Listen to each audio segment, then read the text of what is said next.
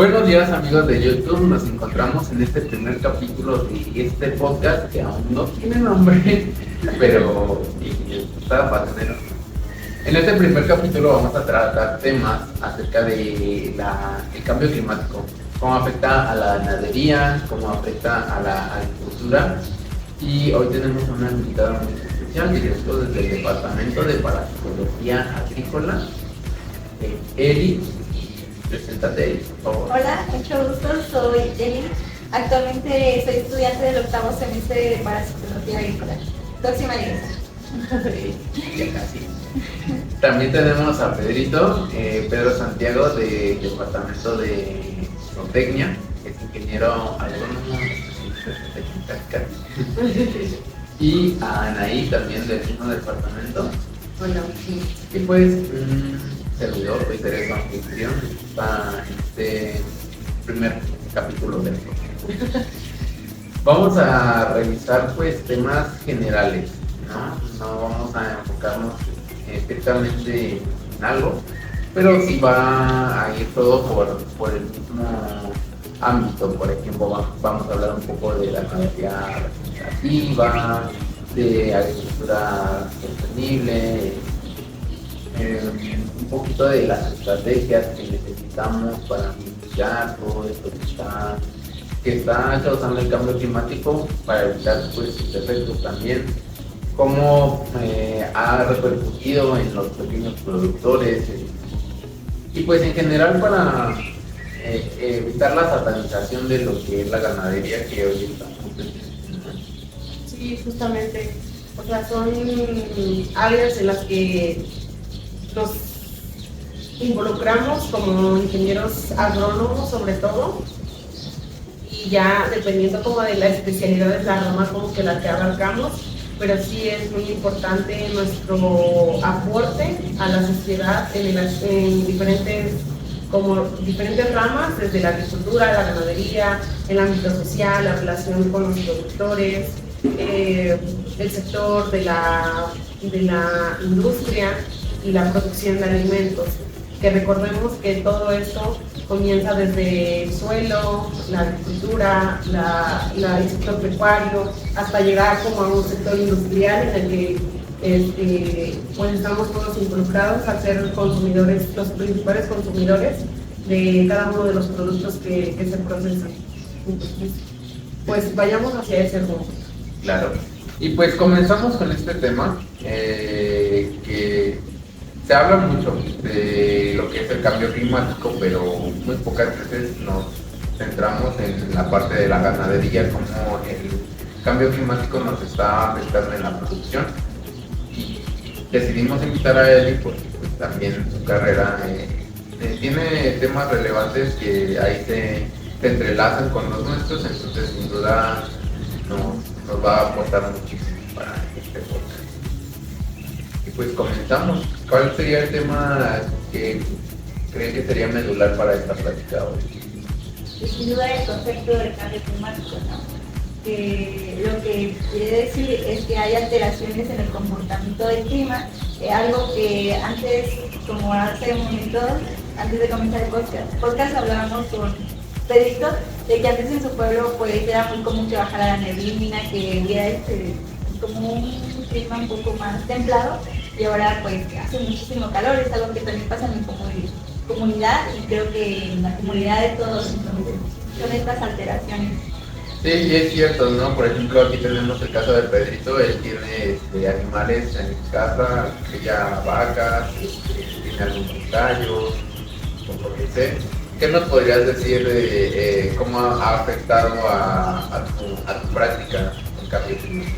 Creo que el principal factor es la alimentación. Nos ha afectado mucho el tema de la alimentación. Ahora ya no podemos pastorear porque los retoños se tardan más. También no podemos juntar el forraje que comúnmente juntábamos de los cultivos anteriores, porque a la falta de lluvia hay falta de cultivos, y también los ganaderos y los agricultores comienzan a abandonar sus actividades para buscar otra fuente de empleo, de ingresos, porque también tienen familia y todos necesitamos la actividad. Eso nos ha impactado mucho, y también la expansión urbana Mi pueblo es muy cercano a varios servicios, a municipios importantes como Teotihuacán, como Ecatepec, como Tepetzotco. Entonces, es un municipio que se ha expandido a base de que los municipios vecinos comienzan a hacer asentamientos entonces también nos ha afectado y nos ha reducido pues el campo para hacer agricultura y ganadería. Sí, sin duda el cambio climático ha afectado más que nada a los pequeños productores, que luego son los que no tienen la suficiente, no pueden hacer la suficiente inversión como los grandes productores para invertir en equipos que mitiguen estos efectos que luego existen. En tu caso me parece que tu familia también se dedica a la ganadería, ¿no? Sí, de hecho sí, igual hay algunos de los efectos como más impactantes ha sido la disminución de producción de agua en los ríos y en las cuencas que se encuentran en la zona donde yo vivo. Entonces hay ganaderos que han tenido como que la necesidad de movilizar sus animales directamente a potreros donde hay fuentes de aguas directas, porque ya no hay como manantiales que mantengan como la producción de agua todo el año, y eso hace que pues tengan que vender animales o que tengan que disminuir sus rebaños para poder alcanzar a salir con el ganado al final del año, que les sea rentable, sobre todo porque pues la mayoría pues son pequeños productores que, como dices, o sea, no tienen la fuente de inversión como para decir, no, pues vamos a hacer un área de captación de agua donde tengan la posibilidad de no sufrir de agua durante la época de sequía. Entonces, pues sí nos ha impactado en ese aspecto, en la disminución de la producción de agua en los ríos y en los manantiales. Y es muy importante eso, porque como dicen ahí, tienen que recurrir a ciertas estrategias. Por ejemplo, en la carrera, en el curso de manejo de pastizales, nos hablaba mucho el maestro acerca de la ganadería regenerativa, que eran todas estas estrategias para buscar regenerar el acostadero, ¿no? Que ya estaban muy deteriorados y eran pues, técnicas así muy, que tú dices, ¿cómo va a funcionar? Pero pues sí funcionan, y justo va por esto mismo, buscar alternativas no convencionales, no tecnológicas, que nos lleven a una ganadería un poco más tradicional, pero que justo nos hacen pensar en que la ganadería no es algo separado al entorno, sino que es algo que funciona con todo el entorno. ¿Alguna vez te has preguntado, por ejemplo, cómo a las vacas les afecta la temperatura, o que realmente no, las vacas viven en el frío, ¿qué les pasa? Porque dejan de la leche. Sí, pues algo que, bueno, he visto que se va reduciendo el área de producción lechera, ¿no? Por ejemplo, porque ellos requieren de un clima más templado, entonces pues se va reduciendo, hay cambios, entonces pues un lugar donde antes su fuente de ingresos era la leche, los lácteos, bueno, todo lo que se producía a partir de ahí, pues ya no es así. O sea, tuvieron que cambiar sus razas y todo, porque ya no es suficiente. Cambiaron, como dijiste, pues su actividad, entonces en ello, pero no sé, afecta, bueno, yo creo que también su sistema, no sé. Sí, de hecho, eso es algo que sabemos como esto nos puede explicar cómo se hace el manejo de ciertas razas para ciertos climas. ¿Nos podrías platicar un poco de eso? Bueno, creo que sí, es también uno de los impactos grandes. Cada vez cambiamos nuestro sistema de producción. Anteriormente los sistemas de aquí del centro del país y de algunas zonas del norte eran a base de vacas Holstein, de la raza Holstein, latín, y tenían grandes producciones porque tenían gran área para cultivar. Además podían hacer praderas y el clima era amigable con ellas. Hoy en día muchas personas empiezan a cambiar sus razas por razas más resistentes, un poco menos productivas, pero un poco mejores en buscar comida. Aprovechan un poco más el agostadero, aunque hay algunos productores grandes o empresas grandes que lo que han hecho es controlar el clima a base de tecnología, controlar la alimentación a base de bodegas, plantas de alimentos, donde todo es industrializado. Pero el margen de ganancias es cada vez menor. Entonces creo que sí es una respuesta inmediata al problema, pero tenemos que pensar en que el problema debe de atacarse desde los principios del problema. ¿Cómo podemos hacer que el cambio climático no siga avanzando? No nada más traer más razas o generar más razas para que haya una mejor respuesta. Al final los animales tienen un cierto potencial como los humanos, y va a llegar un momento en el que la falta de agua, la falta de comida y el exceso de temperatura pues nos va a alcanzar y no va a haber raza suprema que pueda Sí. Por ejemplo, esto me hace pensar un poco luego en la agricultura, ¿no? Alguna vez platicando con la familia, pues ellos no saben nada de ganadería, tienen sus animales, pero pues muy así, ¿no? Y justo esta parte, ¿no? De que, no, pues los pollitos tienen que tener cierta temperatura un poco más elevada para que no se mueran de frío, bla, bla, bla. Pero justo no piensan en que tal vez beneficie en cierta etapa, ¿no? Pero no funciona así para todas las especies ni para todas las etapas, ¿no? Porque ya después, si baja más la temperatura, si sube más la temperatura, a los pollitos les sucede algo que se llama tapón, que literal, o sea, en las cloacas se les da un poquito de popó nada más porque tienen mucho calor. No he investigado mucho cuál es la fisiología del asunto, pero es extraño, ¿no? ¿Cómo es que funciona? Ajá, o sea, son como mecanismos, ¿no? Pero bueno, algún dato interesante que tengan acerca de alguna especie que suceda algo así como que no tienen su temperatura ambiente. Pues con respecto a la producción de leche, sí hay datos como de que arriba de 30 grados centígrados, las vacas dejan de producir incluso hasta el 70% de la producción de leche. O sea, sí decae mucho su producción y definitivamente se ven afectados los pequeños y los grandes productores, porque pues mayormente los pequeños productores, porque como decíamos al inicio, o sea, no tienen una tecnología como las grandes empresas donde puedan invertir y tener a las vacas en el mejor confort en comparación con una empresa en la que invierte en ventiladores, en sistema automatizado, en camas de agua, en donde los animales se encuentren en la temperatura óptima, digamos. Y ese es uno de los impactos que tiene las altas temperaturas en la producción de leche, y también me imagino que toda la alimentación tiene que ver también con los nutrientes que tiene la leche y cómo es que se ven afectados también la cantidad y la calidad de la leche. Entonces, eso mismo va afectando como que a todos los productos, porque si antes con 10 litros de leche se hace un queso, ahora vas a necesitar 12 o 15 litros de leche. O sea, la calidad de la leche también tiene mucho que ver con los productos, que es pues el queso, el yogur, la crema y todo lo que nosotros elaboramos a través de eso. Entonces, pues sí siento que es algo de lo que podríamos como que mencionar y destacar que nos ha afectado demasiado con las altas temperaturas y el cambio climático.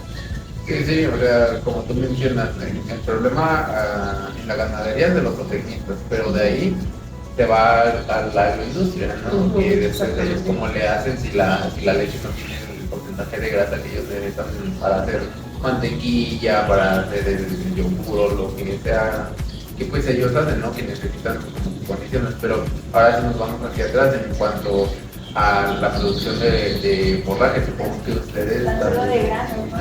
Que pues nos afecta tanto nosotros como mexicanos, que somos potencialmente consumidores de maíz. Entonces pues, cada vez vemos que el kilo de tortilla aumenta.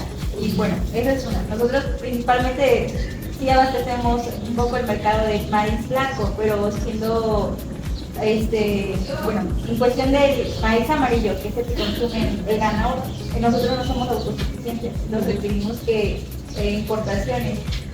Entonces, ahí es cuando todo va aumentando, todo es una cadena. Entonces, aumenta, bueno, hay sequía, por cambio climático, aumenta el precio del grano, no hay el suficiente para abastecer y, como mencionan, la calidad del grano pues, tampoco es la misma.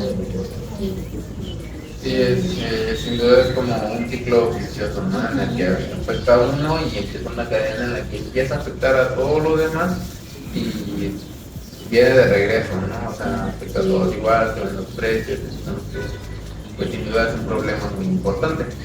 Bueno, pues ahorita vamos a hacer una pausa para que le pongamos ahí un pequeño comercial y regresamos.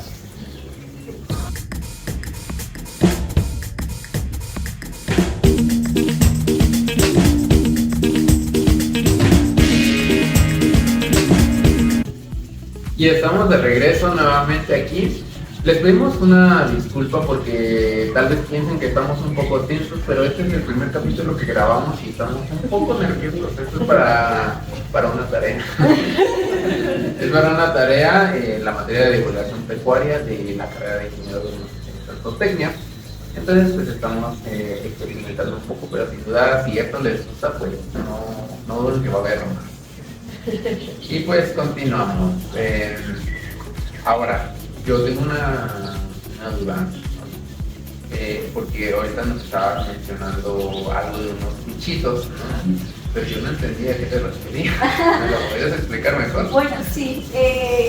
Bueno, como mencionaba, cada cultivo tiene su nicho ecológico, ¿no? Pero las alteraciones del clima pues lo cambian completamente, es una cadena, el depredador, el parasitoide, todo va cambiando, entonces a veces nos podría favorecer porque pues no sé, llegan algunos insectos benéficos, pero otras veces la mayoría de veces esto nos puede decir, el efecto es negativo.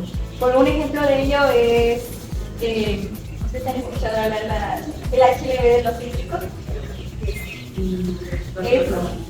Fue una campaña nacional, ya que sin duda bueno, hace unos años, como en el 2005 hacia adelante, un poquito más de 2000, se empezó a presentar esta enfermedad en los cítricos. Y bueno, ustedes saben que en México somos potenciales los cítricos, naranja, limón y todo ello. Entonces, bueno, resulta que hay un insecto que se llama Diaporina citris, pero bueno, este es vector de un patógeno que se llama Candiotus verigaster, el cual pues produce una enfermedad en los cítricos y no se ve a lo mejor automáticamente, sino que pasan los años y tú ya comienzas a ver el daño, marchitamiento, semillas abortadas, los frutos están como de distintas coloraciones, las hojas disminuye su productividad. Y entonces, pues ya no es algo que tú puedas remediar, porque ahora sí ya el daño ya está hecho, entonces lo que se suele hacer es pues controlar el vector o pues ya, cuando ya están una vez recaídos, pero que tiran estos árboles. Bueno, algo que se ha presentado, que se ha visto este insecto en lugares donde no se había reportado, porque pues todo por el cambio climático ha favorecido el aumento de temperaturas en lugares, entonces pues este insecto logra adaptarse y logra invadir y pues ¿no? Tenemos cuidado nosotros también. Llevamos material, no sé, vegetativo de un lugar a otro, no sabemos si está contaminado, si insectos, ¿no? Entonces nosotros también somos los principales transportadores de enfermedades, de cosas. Entonces, pues se van aumentando los casos. En lugares en donde antes no había, porque justo no, antes transportaban unos insumos, llevaban el material pero pues no se daba porque no estaban las condiciones, pero justo debido al cambio del clima, pues ahora ya se puede desarrollar donde todavía no, lo que entiendo. Y justamente pues como que retomando esta parte de la expansión de las enfermedades debido al incremento de las temperaturas y a la facilidad para adaptarse de los distintos organismos, también pasa lo mismo con los animales. Recordemos que pues como zootecnistas tenemos como esa responsabilidad de cuidar la bioseguridad en las diferentes áreas de producción y diferentes producciones, digamos en cerdos, en vacas, en conejos, en aves. Entonces, así como pasa en los cítricos, como pasa en el maíz, como pasa en toda el área agrícola, también en el área pecuaria. Es como se han desarrollado diferentes enfermedades en lugares donde no se habían presentado anteriormente, y esto es debido a que nosotros somos como los principales vectores, pero sin duda alguna el principal problema ha sido el cambio climático y la adaptabilidad de estos organismos a lugares donde no se habían presentado anteriormente. Sí, sí es importante recordar que todo lo que sucede hasta el momento es culpa del hombre. Sí. ¿No? O sea, hay muchos datos, ahorita no recuerdo exactamente, pero justo a partir del momento en el que comenzó la revolución industrial, pues incrementaron los niveles de efecto invernadero a niveles nunca se habían registrado. Por ejemplo, hay estudios que hacen en el suelo, ¿no? En las capas del suelo, no se pueden comprobar este tipo de cosas, como se iba aplicando el carbón a través del tiempo, y pues así es como lo miden. Y como ustedes, ¿no? De 1900 para acá es cuando ha aumentado muchísimo las emisiones de gases de efecto invernadero, y con ello pues todas las consecuencias del cambio climático. Se han disparado las temperaturas, han cambiado las fechas, ¿no? En las que se dice, no, pues ya van a empezar a ver fechas del año, nada más, ¿no? Como que era algo muy marcado, la época de lluvias, y ahora ya no sabes en qué momento va a llover, en qué momento va a ser la sequía, o a veces, como este año que ha ido demasiado seco, ya estamos a mitades del mes de junio y prácticamente ha llovido muy poco durante todo el año. Y eso ha estado registrado en la mayoría del país. Al menos antes era como de que en el norte del país era donde más se registraban las sequías, y en el centro. Pero ahora hasta en el sur del país, donde se tenían como registradas más lluvias y eso, ahora ya hay también sequías, presencia de sequías. Entonces es algo increíble que ha hecho que el cambio climático, y nosotros como principales responsables de este cambio. Y pues justo esta parte, ¿no? En la que ya tenemos el problema, no, pues ya, ¿qué puedo hacer?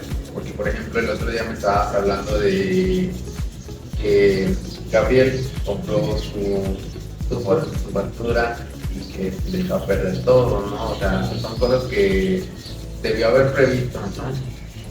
Estas estrategias, porque tú mencionaste, ¿no? Que tú pudiste haberla comprado y así no se te hubiera echado a perder porque la ibas a usar, ¿no? Pero como ese tipo de cosas, ¿qué más se puede hacer para...? Sí, creo que también estamos un poco mal porque no tenemos asesoramiento dirigido, ¿no? Sabemos que cada región es diferente. Bueno, pero ¿podrías darnos bien el contexto de lo que pasó con la Claro, tenemos un amigo, Gabriel, del grupo, y él se dedica pues también a la ganadería, tiene especies también. Él quiso hacer un negocio en donde compraba forraje, lo empacaba y luego lo revendía, pero para otras especies. El negocio le ha salido muy bien, pero a él también, por desconocimiento, por no tener los materiales suficientes, las personas que se lo vendieron con alta humedad. Entonces la humedad comenzó a hacer que la paca se pudriera por dentro, hasta que llegó el momento en que él vio que las pacas estaban negras, completamente negras y húmedas, calientes. Esto no hubiera pasado, claro, si hubiera asesorado bien y hubiera ido a revisar cuando la estaban empacando. En el momento que estaba empacando debería de ver que efectivamente tuviera la humedad que decía. Muchas veces las pacas se pueden ver por el color. El color te dice mucho de la humedad que trae el heno o la especie, por ejemplo. Y esto pues, pudo ayudarle para evitar un poco lo que le sucedió. También debió de haber previsto una bodega con estuviera seca, lo más seca.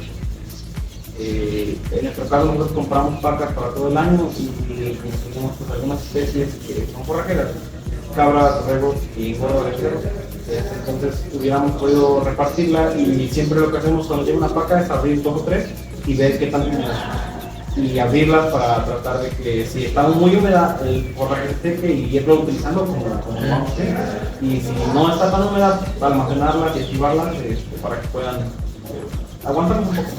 Sí, justo es lo que yo pienso, que muchas veces también estamos desinformados y eso nos afecta.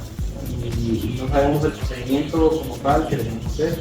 Muchas veces el forraje ya viene enfermo, pero viene enfermo con algunas bacterias, con algunos virus o con algunas plagas y no sabemos cómo tratarlo. Y aunque hagamos las estrategias que conocemos, muchas veces se empieza a perder.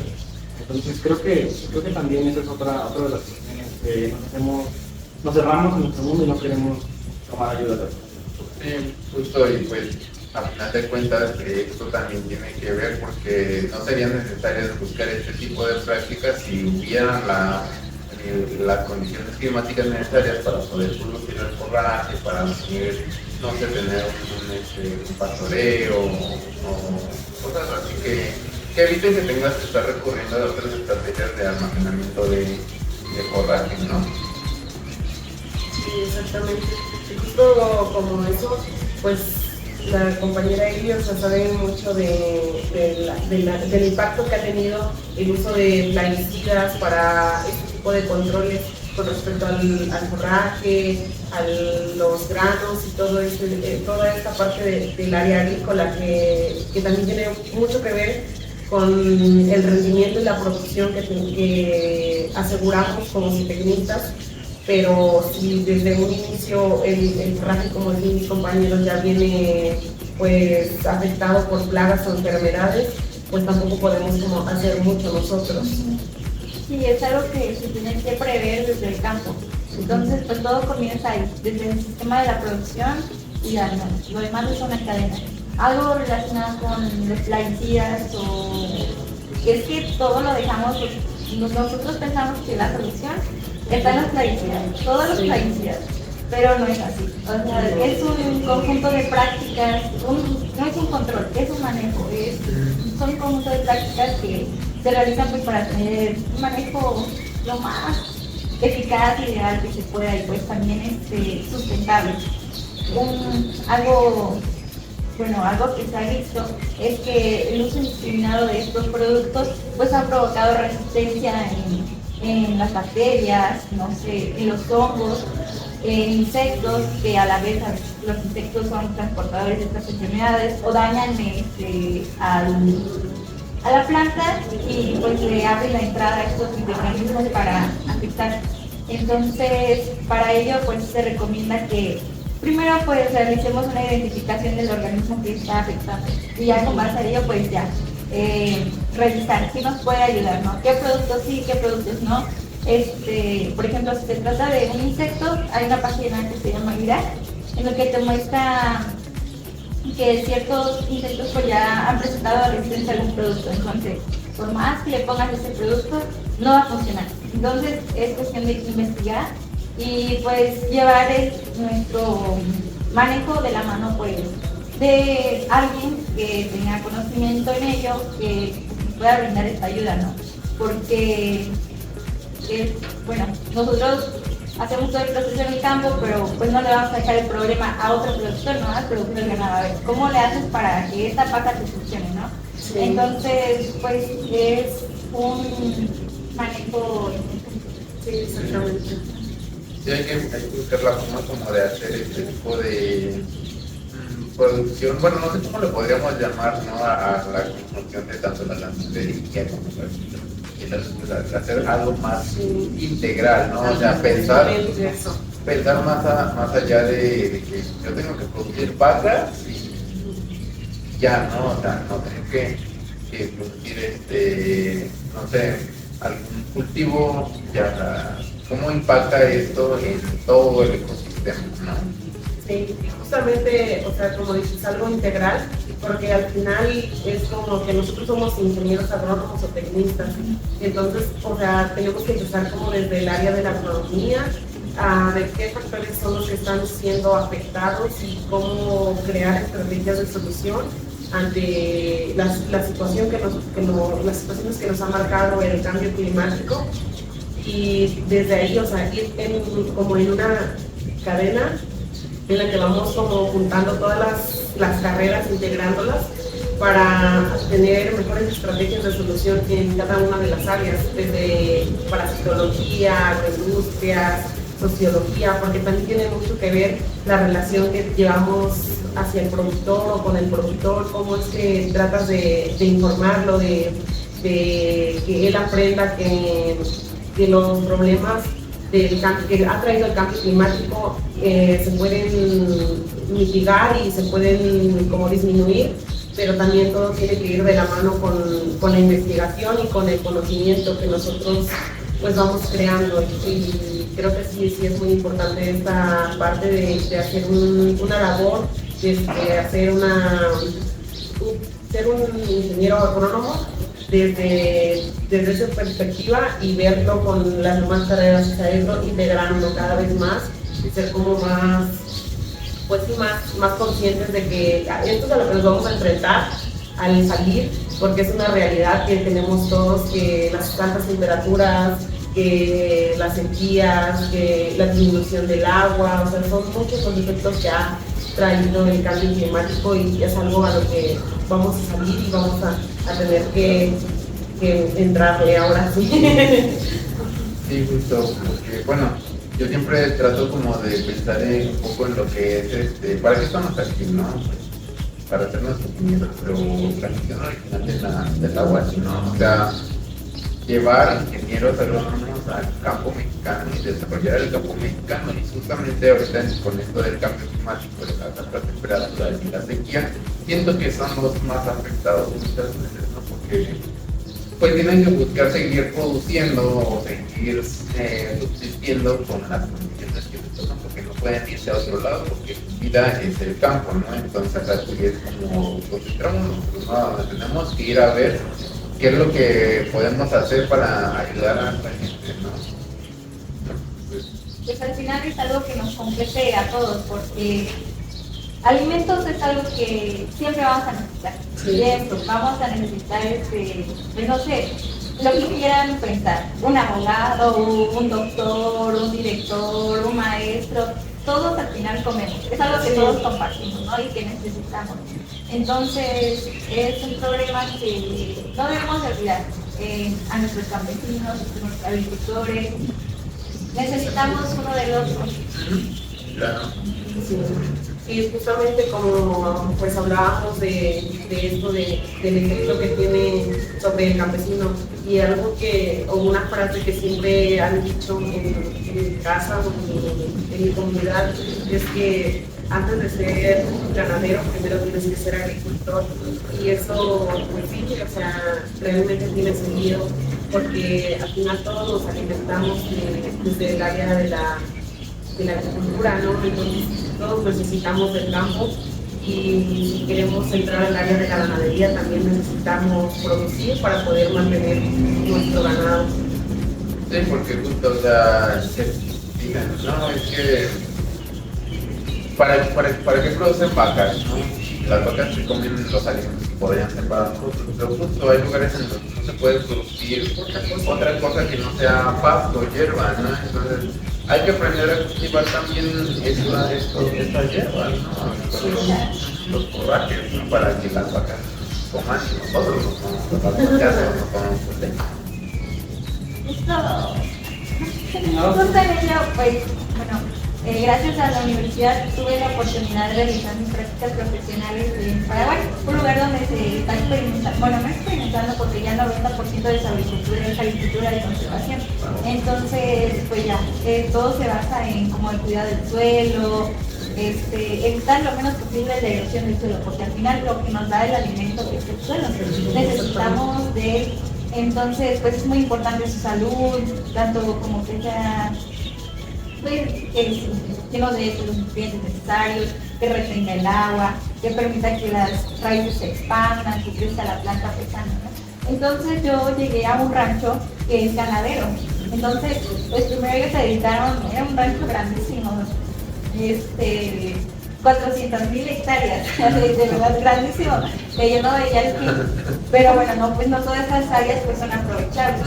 Entonces, bueno, ellos se dedicaron a intensificar toda la producción de ganado, ¿no? Porque pues Paraguay es un país importante en producción de carne, entonces se dedicaron a producir carne. Al final ellos se dieron cuenta que pues el ganado estaba compactando el suelo, lo estaba erosionando, entonces se dieron cuenta que también necesitaban pues, producir este alimento para no depender como de alguien más, para que brindara eso, ¿no? Entonces ahora sí ellos dijeron, bueno, vamos a producir, pero ¿en qué tierra? O sea, porque todo estaba erosionado y estaba mal, altamente compactado, era difícil como que revivir otra vez ese suelo.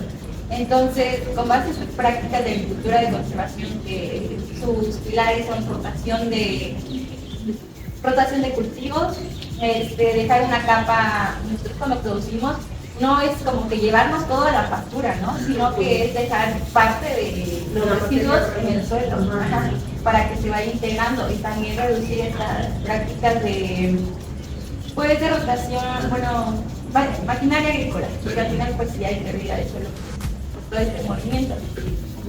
Entonces, aplicaron esas prácticas en el suelo, poco a poco comenzaron a poner abonos verdes, de maíz, después que sembraban soya, de otros cultivos que se me fue, bueno, son muchos cultivos que van rotando, y ya pues al final pues también metían pastura, entonces pero no todos se dedican como que a la pastura, y a poco pues han ido recuperando estos suelos y se han proveído de alimento a su ganado. Sí, justo, siempre nos enseñan, bueno, en el caso de la rama parasitológica, para esto de la agricultura, pero como mencionaba hace rato, la ganadería regenerativa pues, también es una estrategia muy buena, ¿no? Por ejemplo, estuvimos en un rancho en Querétaro, en donde básicamente nosotros veíamos que si comieran piedra las vacas, ¿no? Porque no había nada de forraje, pero aún así se mantenían, y era el objetivo era restaurar el pastizal más que producir, ¿no? O sea, iba de la mano, no simplemente producir vacas. Entonces, pues, sin duda son cosas que tenemos que afianzarnos bien para poder ponerlas en práctica cuando ya en unos meses estemos ahí en el campo laboral nosotros, ¿no? Y pues vamos a una última pausa y regresamos con estos temas.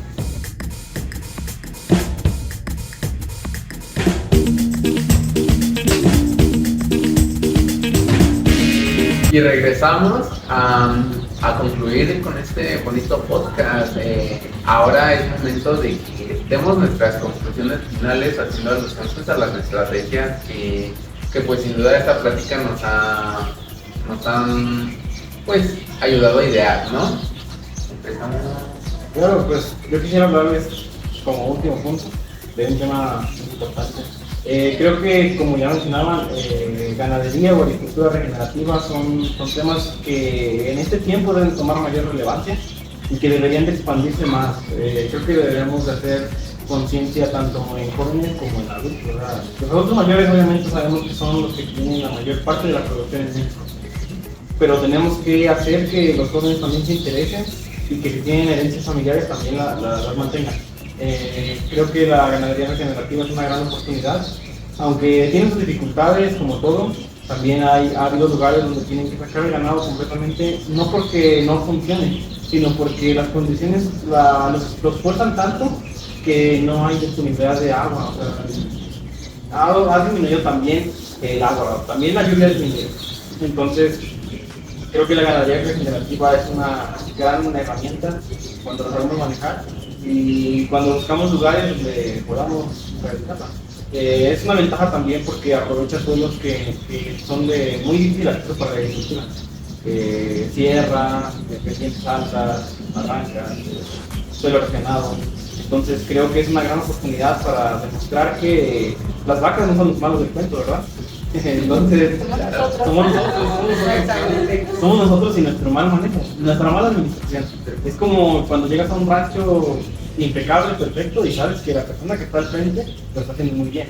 Y llegas a un rancho donde todo está tirado, todo está sucio, siempre llegan tarde, los trabajadores no hacen lo que les piden, sabes que el administrador no está haciendo las cosas bien. Tu estancia. Muchas, conozco.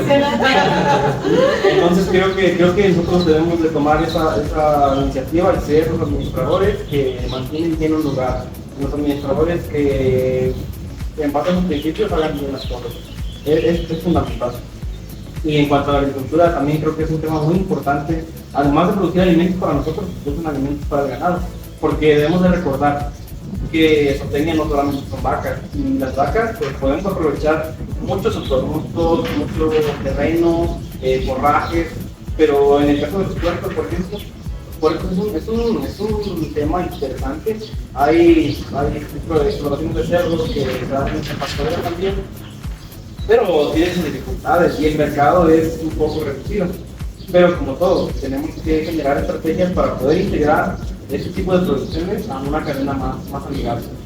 El caso de los pollos, a mí me llama mucho la atención el caso de las aves. Creo que no estamos explotando por completo su potencial, porque solo explotamos gallinas que se mayor proporción, pero tenemos más aves que se pueden aprovechar y tienen unos datos muy interesantes. Aprovechamiento del pastoreo, de semillas, incluso de insectos, incluso hay animales que buscan debajo de la tierra, como los mamíferos, es un dato interesante y me parece que debemos de ir más allá.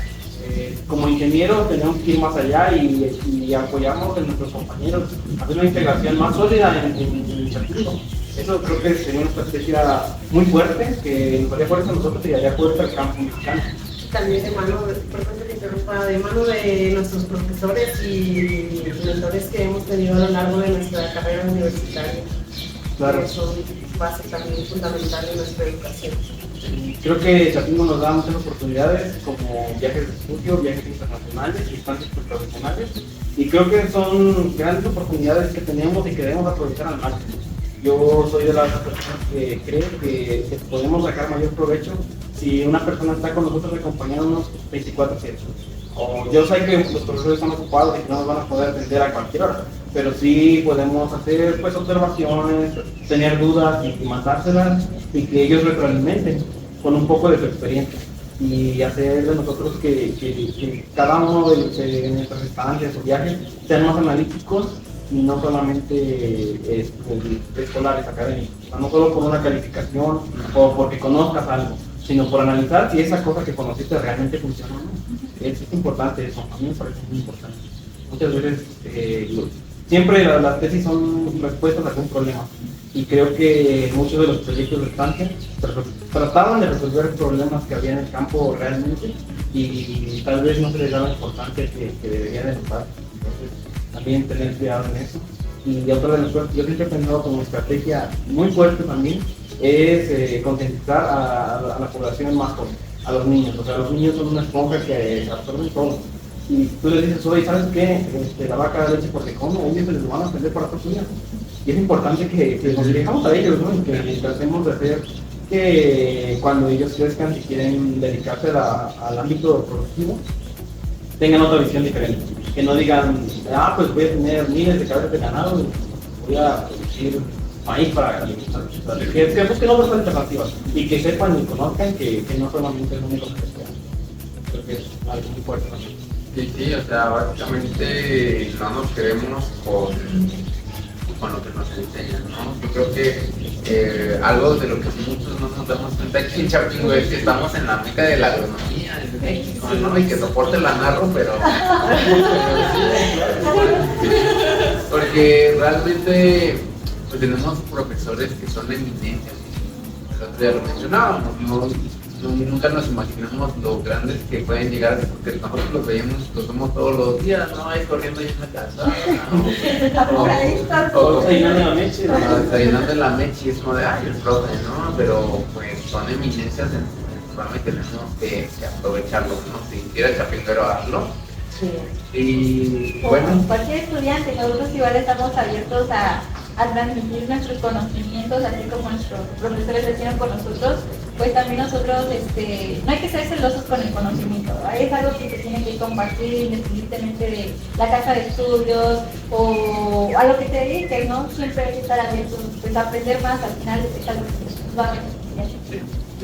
Y justamente, pues, algunas de las estrategias que se han pues dado a conocer, que sean amigables con el ambiente, sobre todo es, pues, ser como más conscientes en el uso del agua, en el uso del suelo, en las estrategias que manejamos para la alimentación del ganado, en el desarrollo de de tecnologías, pero que sean también amigables con el ambiente y que respeten como ese clima o esa hidrografía, todas las características geográficas que tiene cada lugar, porque muchas veces en lugar de implementar como tecnología que nos beneficie, altera los ecosistemas, altera pues las condiciones que ya están dadas en un lugar. Entonces, principalmente debemos crear estrategias que sean amigables con el entorno y con el lugar específico donde estamos trabajando. No hay que modificar como el ecosistema y ser siempre pensar en ser pues agrónomos que se comprometan con el campo y con este concepto del cambio climático y ser pues un poco más empáticos con nuestro planeta. ¿Alguna estrategia que pueda darnos desde el ámbito de la parasitología? agronomía. Creo que es informarnos sobre las plagas que es probable que ataquen nuestro cultivo, ¿no? Desde nuestros profesores siempre nos dicen es que el problema no se le debe buscar la solución al problema desde que ya está, es que tú tienes que analizar desde antes, crear una planeación, qué puede pasar. Entonces, si dices, esta es la temporada, no sé, por ejemplo, de altas humedades, es posible que se presente un hongo. Entonces, desde ahí es, bueno, antes de que se presente, pues ver las condiciones climáticas, que se puede hacer manejo antes, la planeación, revisar los productos, aplicarlos en las dosis correctas, de realidad, o sea que no hay problema, porque a veces pues no, esto le va a funcionar, ¿no? Pero no. Entonces pues, tenemos que informarnos también su toxicidad, porque uno de esta roja se va a funcionar, pero pues hay otras alternativas, entonces es revisar todo esto y al final es crear un manejo, no un control, sino un manejo. Prevenir. ¿Sí, no? Prevenir. Creo que como agrónomos estamos preparados para eso, para prevenir antes que estar curando, ¿no? Antes que estar tratando problemas. Y creo que es lo principal y que muchas veces se nos olvida, porque a mí me ha pasado y siento que a más de uno le ha pasado, que dices, no, pues nunca me ha pasado, no creo que me pase, y lo dejas, lo descuidas. Y cuando tienes el problema dices, no, pero es que ¿qué hice mal? ¿Qué pasó? No, pues es que no hiciste un manejo correcto, no preveniste, no investigaste, no. Creo que ese es el problema, tenemos que no dejar nada de lado, no pasar nada por alto. Siempre tenemos que estar, aunque el problema no se haya presentado aquí, pero ya nos dimos cuenta de que ahora hay problemas donde antes no se presentaban. Tenemos que comenzar a pensar en ellos y tratar de mitigarlos como sea. Siempre tratando de no usar pues, químicos, de no usar efectos emocionales. Tampoco tratar la mano de obra excesivamente, pero tratar de manejar nuestro propio entorno, porque creo que los ecosistemas funcionan así. Tienen un equilibrio, tiene especies que son vitales. Entonces, si quitamos una de sus integrantes, obviamente no van a hacer ningún trabajo como el que esperamos, ¿verdad? Sí. Entonces creo que hay que cuidar mucho esa parte, y por eso a mí me agrada mucho el tema de ganadería regenerativa y de agricultura regenerativa también, porque aprovechas tu entorno, aprovechas las condiciones, aprovechas las herramientas que el campo te da para hacer mejor, más eficiente la producción, y no tienes que dar la vuelta y ver cosas externas que ni siquiera necesitamos muchas veces, porque a veces el manejo te obliga a hacerlo y también es una cosa importante. Sí, pues yo nada más quiero decir que recordemos que los causantes de todo el daño somos nosotros mismos, pero no solo nosotros, principalmente aquellas empresas que se enfocan en simplemente producir para ganar dinero, no producir para alimentar, porque existe un problema de alimentación en el mundo, pero no es que escaseen los alimentos, es que no están bien repartidos. Entonces, hay que pensar un poco más allá, ¿no? ¿Qué quiero hacer yo con mi vida? ¿Qué quiero aportar al mundo? No solo desde el punto de vista de la agricultura, porque si no eres agricultor, pues ¿qué vas a hacer? ¿No? Pero sí hay cosas que puedes hacer usar menos el carro, usar el bicicleta, apagar las luces, no desperdiciar el agua. Entonces son muchas cosas que intervienen en nuestras vacas compactadoras, ¿no? Pero, Y los agroquímicos. ajá, y algo muy importante que nosotros creo que nos hacemos de la vista gorda, que como que no reaccionamos cuando pues todo esto ha tenido que ver con nuestros hábitos de consumo, ¿no? Entonces estas empresas nos ofrecen productos que nosotros no necesitamos, pero queremos satisfacer pues a las mejores expectativas sociales o de nosotros mismos, o deseamos sentirnos bien con ellos. Entonces no es necesario que tengas miles de pantalones, miles de zapatos, ropa, o que tengas lo último en cuestión de carros o cosas así, o aparte, o sea, desde nuestra alimentación, ¿no? Tan solo los productos que no nos aportan nutrientes, solo son azúcares y azúcares. Entonces, son algo demasiado procesados. ajá, demasiado procesados que pues al final no nos están nutriendo, no nos están sirviendo, solo nos están haciendo sentir bien por todo el alto contenido de azúcar que tienen. Justo cuando tengas así ganas de unos chetos, pregúntate, ¿tengo hambre o tengo ansiedad? Yo hago todo el tiempo eso, ¿no? Entonces, pues ahí nosotros como consumidores tenemos que cuidar esa parte. Creo que es algo de enseñarle como a los niños, ¿no? No necesitan tantos juguetes. O aprovecha y nosotros también pues convivamos con nuestro ambiente, con la naturaleza y darnos cuenta que nosotros al final somos uno. Entonces nosotros, la naturaleza no nos pertenece, nosotros pertenecemos a ella. Entonces estamos al final somos tan importantes como ese pajarito, como la lombriz, o sea, así. Yo creo que es un sistema de engranes muy grande y tenemos que cuidar cada uno para que pues, este gran reloj que se llama mundo siga funcionando. Sí, y no va a ser perfecto, o sea, no buscamos que sea perfecto ni que lleguemos a estar así como en estas imágenes que pones, ¿no? Le estás acariciando un tigre y todo eso, porque eso es imposible, pero hay que intentarlo, ¿no? Y a ver qué se logra. Y pues nada, creo que después de estas últimas bellas palabras que dijeron todos, pues podemos llegar a la conclusión de este podcast, en la que se vertieron muchas ideas muy interesantes. Yo no sabía nada de parasitología, más que de los gusanos de las vacas, ¿sabes? Pero bueno, ya sabemos un poquito más y pues, muchas gracias a todos por aportar. Gracias. Gracias por la invitación, por estarnos, hermanos. A ver, no te invites, tú eres parte de... Unas palabras. Era su tarea hacer eso. Pero bueno, pues nos despedimos. A la de 3, 1, 2, 3, bye. Adiós. Ahí está la... El podcast que no tiene una hora. Sí, duramos un buen.